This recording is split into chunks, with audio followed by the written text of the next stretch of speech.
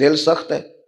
حالانکہ رسول پاک علیہ السلام کی بارگاہ میں حاضر ہو کے ایک شخص نے کہا تھا حضور دل بڑا ڈاڈا ہو گیا، اور صحابہ محسوس کرتے تھے، صحابہ اس بیماری کو سمجھتے تھے. یا رسول اللہ دل سخت ہو گیا، کیا کروں؟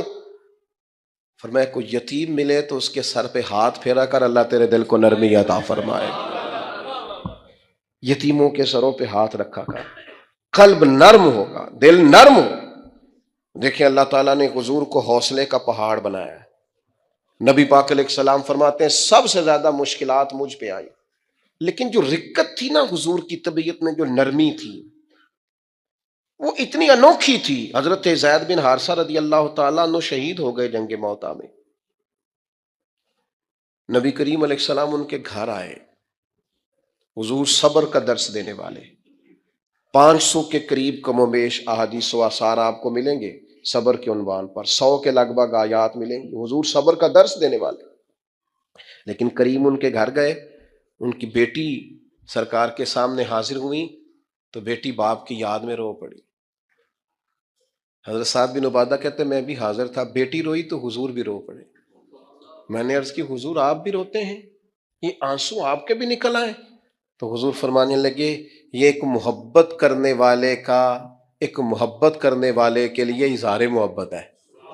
یہ جو آنسوؤں کا نکل آنا، یہ جو دل کا نہ، بلکہ حضرت سعد ابن عبادہ ایک دفعہ بیمار ہو گئے تھے تو نبی کریم ان کو بیماری میں دیکھنے گئے تو ان کو بیمار دیکھ کے حضور رو پڑے. یار یہ حالت ہو گئی ہے اس کی.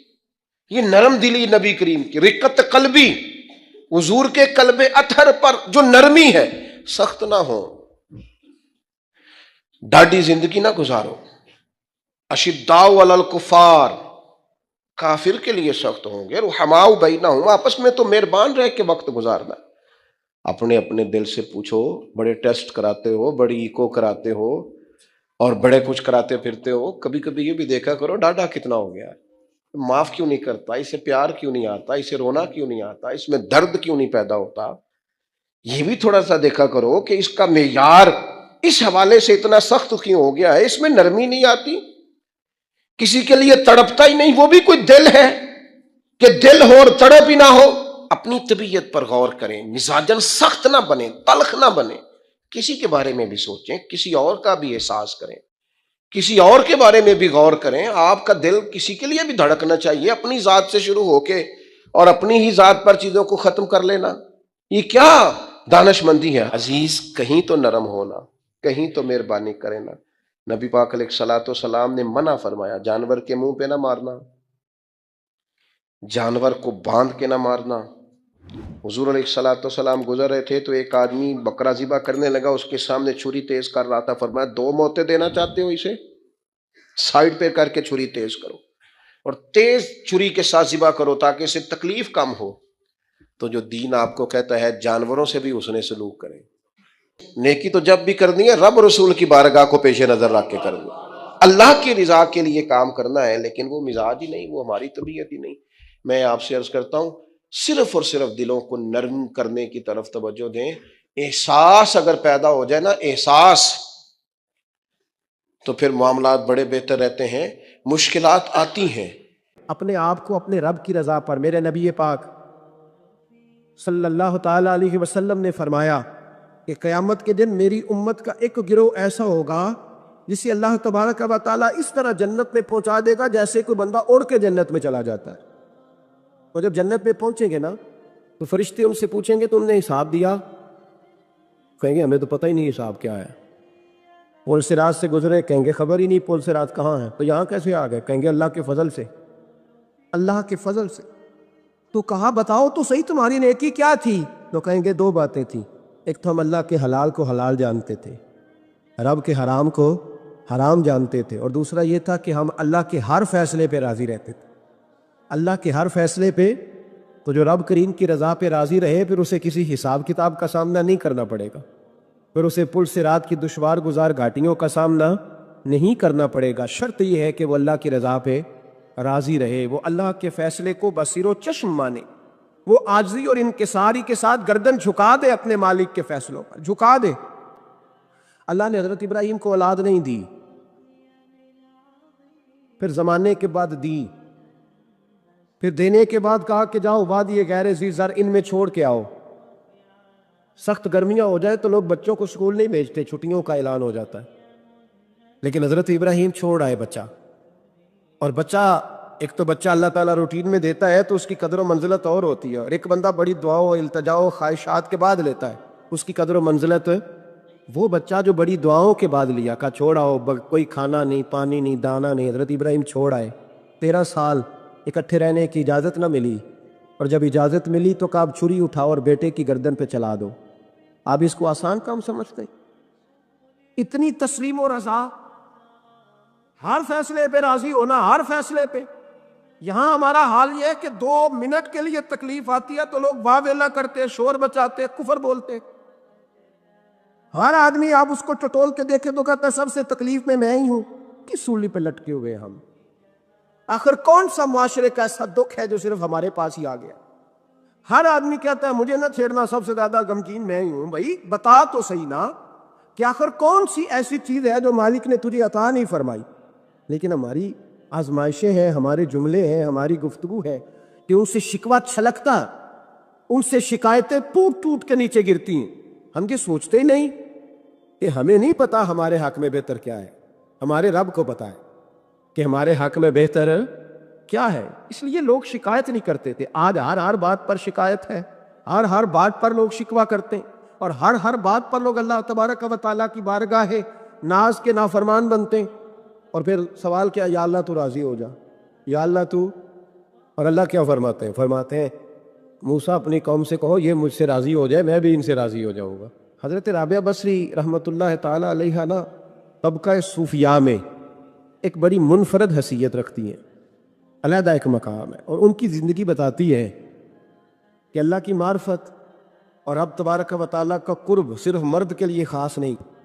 اگر عورت بھی توجہ کرے تو اللہ اسے بھی خزانے کھول کے عطا فرماتا ہے، اسے بھی اللہ خزانے کھول. حضرت رابعہ بصری اکثر نہ اولیاء اللہ کی مجالس میں جا کے بیٹھتی تھی، بیٹھتی پردے کے اندر تھی لیکن بیٹھا کرتی.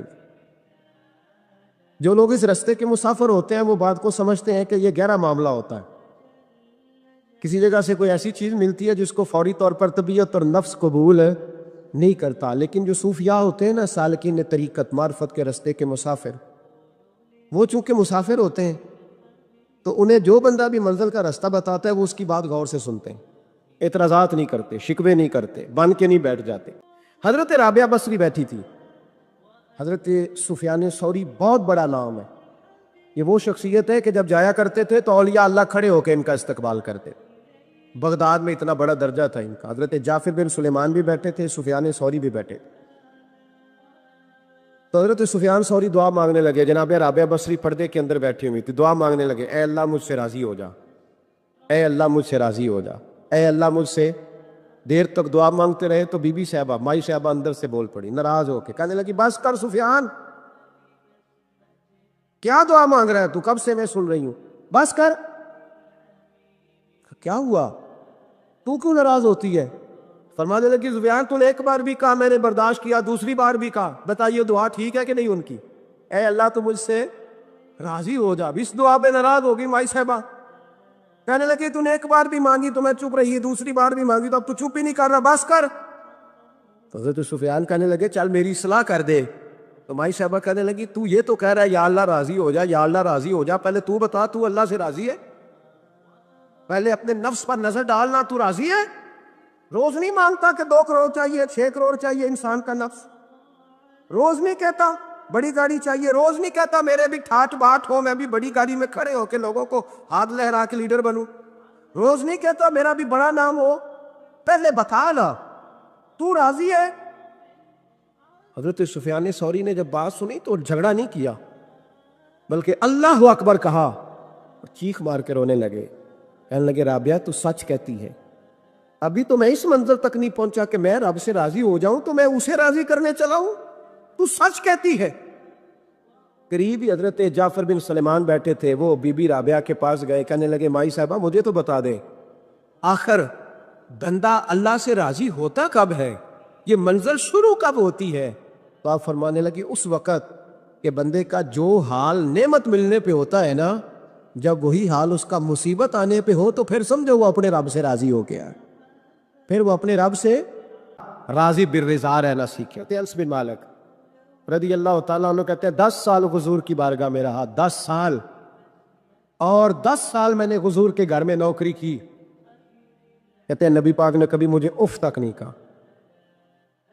ہمارا اپنا بچہ جو ہوتا ہے نا بیٹا، اور 10 دنوں میں شاید سینکڑوں دفعہ سن لے یہ کیا کیا ہے وہ کیا، کہتے ہیں 10 سال حضور نے مجھے، کہتے ہیں میں نے ایک دن بڑا نقصان کر دیا، کوئی بڑی چیز مجھ سے ٹوٹ گئی، بڑا نقصان ہو گیا۔ تو فرماتے ہیں کہ نبی پاک صلی اللہ علیہ وسلم کی ایک زوجہ محترمہ مجھ پر جلال کرنے لگی، اور ان کا جلال بالکل بجا تھا، ان کا غصہ بالکل ٹھیک تھا، اس لیے کہ میں نے واقعی بڑا نقصان کیا تھا۔ کہتے ہیں وہ جب جلال کرنے لگی نا تو محبوب تشریف لائے، کیا ہوا؟ کہا یا رسول اللہ یہ دیکھیں اس نے کتنی بڑی چیز توڑ دی۔ تو کہتے ہیں اب میرا خیال تھا کہ یہاں سے بھی مجھے ڈانٹ پڑنی ہے اور پڑنی چاہیے بھی، اس لیے کہ میں نے آج بڑا نقصان کیا ہے۔ لیکن کہتے ہیں محبوب میرے قریب آئے اور میرے کندھے پہ ہاتھ رکھا، زوجہ جلال میں تھیں تو محبوب نے کیا خوبصورت جملہ کہا، ساری سوچ ہی بدلتی۔ فرمانے لگے اس کو نہ ڈانٹ، اس چیز کا ٹوٹنا میرے رب کی رضا تھی تو چیز ٹوٹ گئی ہے، یہ میرے رب کی رضا تھی تو یہ چیز اب یہ غریب ہے اس کا دل نہ توڑ، وہ ٹوٹ گیا، وہ جو ہونا تھا سو ہو گیا، اب چھوڑ، یہ میرے اللہ کی اس چیز کا اتنی دیر رہنا ہی ہمارے حق میں بہتر تھا، تو ٹوٹ گئی تو ختم۔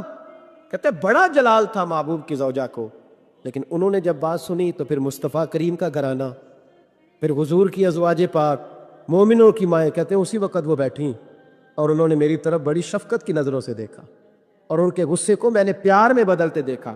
بھائی یاد رکھو اللہ کی رضا، پھر اس وقت 2-4 لاکھ کے لیے لوگوں کو ہارٹ اٹیک نہیں ہوتا، پھر 20-25 ہزار کے لیے بلڈ پریشر اپ ڈاؤن نہیں ہوتا جب بندہ اللہ کی رضا پہ راضی رہنے لگتا، پھر چھوٹی چھوٹی باتیں اس کے لیے سہانے روح نہیں بنتی، پھر ذرا ذرا سی بات اسے تکلیف نہیں دیتی، جب وہ اللہ تعالیٰ کی رضا پر راضی ہونے کا عادی ہو جاتا ہے تو پھر یہ چیزیں اس کے لیے باعث آزمائش۔ بنی اسرائیل میں ایک شخص تھا، امام غزالی رحمۃ اللہ علیہ فرماتے ہیں اس کا دل چاہا کہ پتہ تو کروں جنت میں میرا پڑوسی کون ہوگا۔ اس کو خواب میں بتایا گیا کہ فلاں بن فلاں تیرا جنت میں پڑوسی ہے۔ اب یہ بڑا عابد تھا، زاہد تھا، عبادت گزار تھا، پرہیزگار، بڑا نیک تھا، بڑا پرہیزگار۔ یہ سفر کر کے اس کے پاس گیا، اس کو جا کے کہنے لگا میں تیرا مہمان نہ بن جاؤں، 2-3 دن کا بن جاؤ۔ کہتے میں 3 دن اس کے ساتھ رہا، میں اس سے زیادہ نوافل پڑھتا تھا، زیادہ صدقات و خیرات کرتا تھا، زیادہ عبادات کرتا تھا، وہ تو میرے مقابلے میں کچھ بھی نہیں۔ 3 دن کے بعد میں آنے لگا تو میں نے اس کو کہا یار میں ایک مقصد کے لیے آیا تھا تیرے پاس۔ اس نے کہا بتائیے۔ میں نے کہا کہ میرا آنے کا مقصد یہ تھا کہ میں دیکھوں تو کون سی ایسی عبادت کرتا ہے کہ جنت میں تو میرا پڑوسی بنے گا، لیکن تیری عبادات ریاضت میں تکبر نہیں کرتا، لیکن میں نے کوئی خاص چیز دیکھی نہیں، کوئی خاص بات ہے تو مجھے بتا دے۔ تو بندہ کہنے لگا کوئی خاص بات نہیں، ہاں ایک چھوٹی سی عادت ہے میرے اندر، چھوٹی سی عادت۔